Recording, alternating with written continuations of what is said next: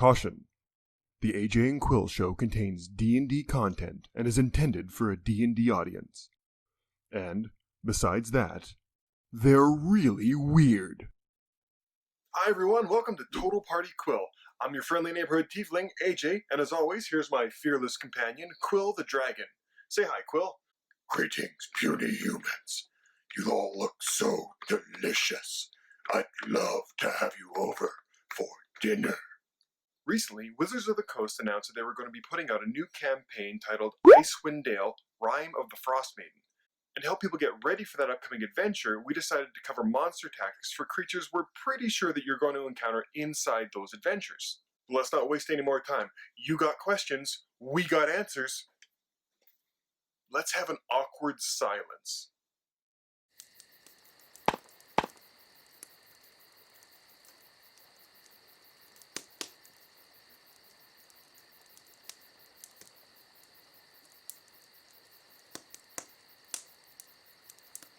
So what are we covering today? Question: what do Teddy Roosevelt, Chicago, and constellations all have in common? Answer: bears. Bears? Yes, bears. Bears appear in Dungeons & Dragons of all shapes and varieties, and we're going to expect you to find some inside Icewind Dale Rime of the Frostmaiden. Specifically, we're going to be covering polar bears, owlbears, and werebears, which have all made an appearance inside the released promotional art at one point or another. Bears are classic monsters, and we're all pretty familiar with bears in general. Their statistics inside the monster manual are relatively simple, and something to keep note of is that between polar bears, owlbears, and werebears, because they all revolve around a very similar theme of being a bear, they actually play out pretty similar to each other inside of combat. They all act the same. Now you can find statistics for polar bears, werebears, and owlbears all inside the monster manual, but for the purpose of this video, we're just going to cover owlbears because statistically, they're going to play out pretty similar to each other, and we'll cover any caveats or differences at the end. Owlbears can be found on page 249 of the 5th edition Monster Manual. They are a CR3 large monstrosity. They have skill in perception and dark vision out to 60 feet. Now, owlbears are much more owl than bear when you get down to it, and they have a keen sight and smell trait. This gives them advantage on any perception wisdom checks they make that revolve around seeing or smelling things. Owlbears have a +3 bonus to their perception checks. Remember that advantage grants a +5 bonus to any passive check. Right, which means they basically have a passive perception check of 18. These creatures are incredibly hard to sneak up on. Now, points into the perception skill indicate this is an active hunter, and the lore states that owlbears are typically active from sunset into the night. This is backed up with them having dark vision as being night hunters. Now looking at their physical profile, owlbears have high strength and constitution. This gives them the profile of a melee tank.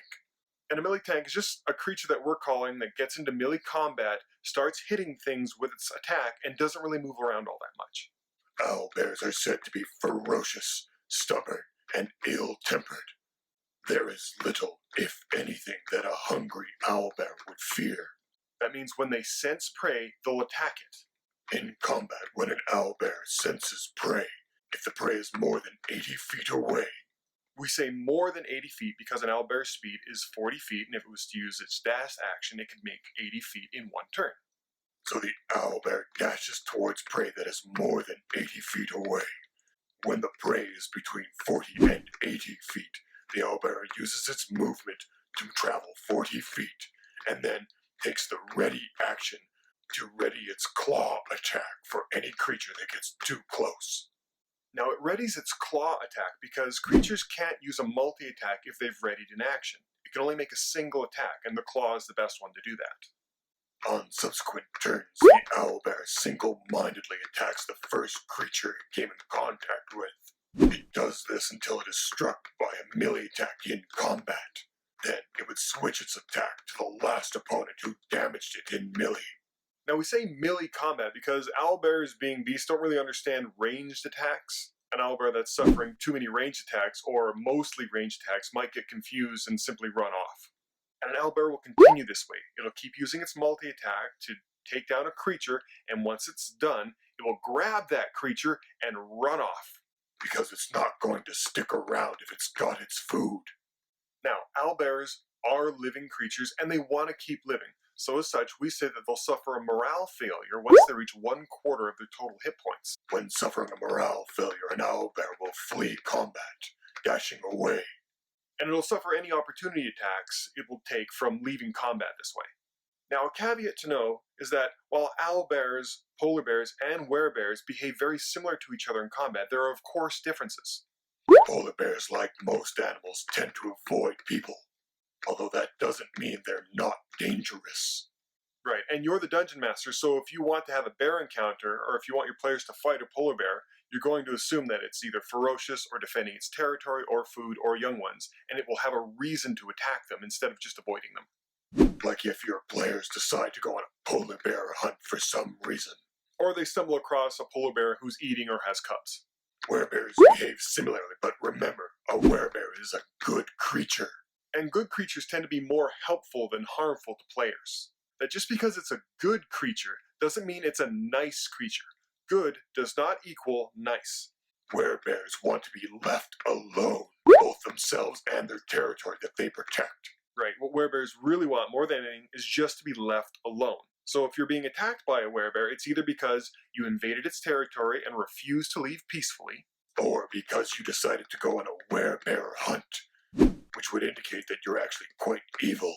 Either way, werebears are quite ferocious. While in humanoid form, they'll use their multi-attack the same way, but they'll use it for their great axe attack instead of any claws or teeth, because they don't have any in humanoid form. And in werebear form, they'll use their multi-attack to deal their claw damage. Werebears in combat will refuse to use their bite attack, even though they have one, because they have no desire to spread their curse of lycanthropy around. And that's pretty much it for most bears. Bears are really simple, but they're a flavorful and colorful creature that you can add, especially inside an Arctic environment. There's even a special subset of owlbear called a snowy owlbear that's been adapted to the winter climates.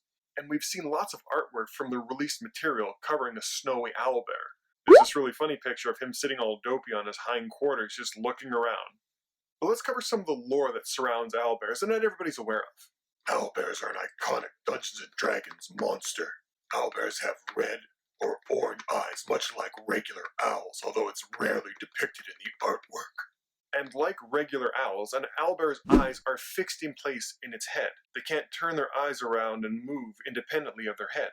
Owlbears also have a full 270-degree range of motion in their neck, much like regular owls, how they can spin their head completely around. Okay, creepy. Now they can do this because an owl has twice as many neck bones as a human does. That allows them to get that greater range of motion. And they need it because their eyes are fixed in one direction. They can't move their eyes around, so they just move their head instead. Like regular owls, owlbears also have non-symmetrical ear holes. Right, their ear holes are actually at different levels on the opposite sides of their head. This gives them a better way to tell direction when they hear sounds. Owlbears also have a transparent third eyelid that can move into place to protect their eyes. Right, and we call this a nictitating membrane. It could also be used for protecting their eyes from the cold as well. Something to note is that owlbears can't climb trees, so one way to escape from them is to hurry up a tree and wait them out. Although remember that owlbears are quite stubborn and they're not above simply waiting at the bottom of the tree for you to come down so they can eat you. Or they might just push the tree over. Now another kind of bear that we can talk about that live inside Icewind Dale is a barbarian tribe called the Tribe of the Bear. Now there's a group of barbarian tribes that live inside Icewind Dale called Reghed Men. They've managed to eke out a nomadic existence between the Reghed Glacier and the Sea of Moving Ice. They're called the Children of the Glacier, as suggested by their collective name. Now these barbarian tribes speak their own language called Regedgic. They're markedly taller than most southerners, and some of the males approach even 7 feet in height, much like Wolfgar from the Icewind Dale and Drizzt novels. Reghed barbarians usually have blue eyes and either blonde, red, or light brown hair. Their skin is said to be bronzed from all their time out in the sun and cracked by the wind. This gives their faces the look of tough leather set in an emotionless mask. They dress in leathers and furs that are typically dyed bright colors to stand out from the whites and browns of the open tundra. Now, at one time, scores of Reghed tribes roamed all over the frozen north, but now due to wars with orcs and battles with their own kind and the 10 towns and other civilizations, only 4 of these Reghed tribes remain. That's the tribe of the elk, the bear, the wolf, and the tiger. All these Reghed men tribes follow the herds of reindeer in their annual seasonal migrations, moving southwest in the winter and northeast in the summer. The barbarians typically live in large round tents made of deerskin that are usually supported by beams of wood taken from the trees near Lonelywood, or with whalebone. In the past, Reghed tribes were known to raid the 10 towns for supplies and slaves, but now the tribe of the elk is learning to live in peace with the more civilized people in 10 towns. The other 3 Reghed tribes, the tribe of the tiger, the tribe of the wolf, and the tribe of the bear, are much more likely to attack one another than to threaten the more civilized neighbors, usually fighting over sustenance and food at the risk of their own extinction. Now, a single Reghed tribe is usually made up of small clans scattered throughout all of Icewind Dale. Each one of these tribes has its own tribal leader. Now, this leader of the tribe could be called a chieftain, although that term isn't exactly correct for how we classify chiefdoms. Now, these tribal leaders will choose the most powerful among them to be their king or queen. It's the person everyone else would rally around in a time of crisis. Now, when a monarch dies, the other tribal leaders gather together to choose a new one. Disputes over who should be named king or queen are usually resolved through trials of non-lethal combat. Although it isn't unusual for someone to die in these combats. Now they do this because they know without a unifying leader, the Reghed tribes are much more fractured and vulnerable, and more susceptible to attacks from their enemies. Now, Reghed men hate orcs. They'll even put aside their own tribal differences to band together to fight them. These tribes have also been known to band together to fight things like frost giants and white dragons and other monsters that exist inside the frozen north. However, the tribe of the wolf and its mad king, Izar Cronenstorm, don't ally with the other tribes. They are so vicious and bloodthirsty as to be unapproachable. The kings and queens of the other tribes would see the tribe of the wolf obliterated. But the Wolf King and his followers are adept at avoiding traps set by their rivals. Now, the information we have on these tribes is dated, because there's information saying that the actual adventure takes place in 1450 DR, and everything we have is approximately 30 years later in history than that. But we think it's a good starting point for getting people introduced to these tribes. Quill, you're the lore expert. Of the 4 remaining tribes, the tribe of the elk is the most prominent. For the most part, the tribe of the elk lives in peace with the other tribes and with 10 towns. King Jarund Elkhart, a towering figure, rules over his people with wisdom and care. He has seen other kings rise and fall. He has made war with his friends and peace with his enemies, and has led warriors he knew as children into battle to their deaths. The strain of his long years is written plainly across his face. Now, the tribe of the elk is the same tribe that Wolfgar from the Dritz novels is from. For the tribe of the bear, one of the bear's 2 remaining chieftains, Wolvig Brunderson, recently fell into the sway of an evil creature known as the Ice Witch. Now, the Ice Witch was a creature inside the module Legacy of the Crystal Shard, which was in that D&D Next in-between phase, and she was a devout follower of Auril, the Frostmaiden. Her demise also spelled Wolvig's doom, allowing the sole remaining chieftain, Gunvald Hallregson, to declare himself the Bear King. He tries to be honorable, but is without mercy, and doesn't change his mind easily. Like somebody I know. Gunvald has trouble relating to the 10 towners and to other civilized folk, so he tries to avoid them. Now, something interesting in the lore was that the tribe of the tiger actually had a queen, not a king. It's unusual for a woman to lead a Reghed tribe, but Bornhild, Solveig's daughter, is no ordinary woman. The fearless wife of King Corvold, she fought alongside him in many battles, earning the respect of her warriors. After a frost giant slew her husband Corvold, the formidable Bornhild took his place as king. Queen. Bornhild worships Auril, the Frost Maiden, and is so ruthless that her enemies believe she has actual ice flowing through her veins. Now, the last tribe, the tribe of the wolf, actually didn't even have a king or a queen for a period of 3 years. Its most powerful chieftain, Isar Kronenstorm, is a bloodthirsty tyrant who worships Malor, the Beast Lord. He hunts 10-towners for sport, and he strikes fear into the hearts of his enemies, many of whom believe he is actually a chosen of Malor. Several members of Isar's clan have deserted him or been killed by rival tribes, but the few that remain are fiercely loyal, almost fanatically so. The other wolf chieftains fear Isar so much, and they are too weak to challenge him. They are also afraid to ally with the other Reghed tribes against Isar. Although Isar calls himself the Wolf King, few others of the wolf tribe support him in that claim. Now, there used to be other smaller tribes, namely the tribe of the seal and the tribe of the caribou, but over time they dwindled down and were either absorbed into one of the other tribes, probably the tribe of the elk, or they disbanded and either went into 10 towns or further south. Now, a typical Reghed men camp has a ring of large tents that house the tribe's king or queen and other important members like a shaman, beast hunter, or the most fearsome warrior in its center. Each tent is surrounded by campfires where warriors of the tribe sleep out in the open.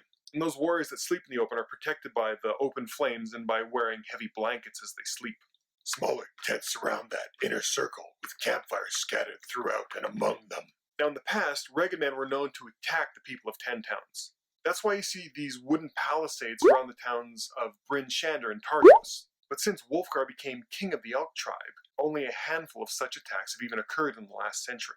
And even those were mostly launched by the small and desperate tribe of the Bear.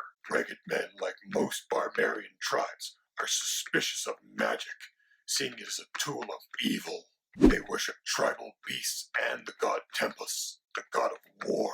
And the god Tempus was revered by the shamans inside the tribes, who also revered their tribal animals. Now, something to keep note of is that there's another kind of barbarian that lives in the northern part of the Sword Coast, and they're called Uthgardt Barbarians. But these are a completely different tribe, and it can be confusing because they also name their tribes after spirit animals. These tribes, however, are not the same and do not treat each other as allies. Uthgardt Barbarians worship their chieftain hero turned deity, Uthgardt. And the Uthgardt Barbarians have 11 tribes instead of 4, and they each worship their own individual spirit animal. Uthgardt tribes include Black Lion, Black Raven, Blue Bear, Elk, Grey Wolf, Great Worm, Griffin, Red Tiger, Sky Pony, Thunder Beast, and Tree Ghost. And that's it. We hope this is enough to get you started using bears of all shapes and sizes inside your campaign and in the upcoming Icewind Dale Rime of the Frostmaiden.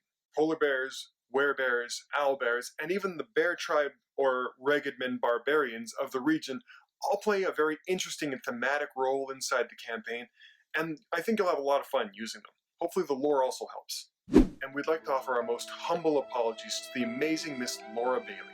So sorry, we wanted to get you on the air, we just ran out of time. Let's get to Quill's joke of the day. Quill? How do you catch a knucklehead trout without a fishing rod? I don't know. How do you catch a knucklehead trout without using a fishing rod?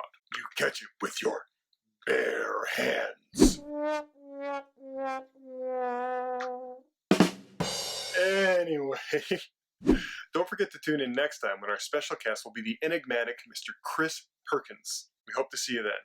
Bye!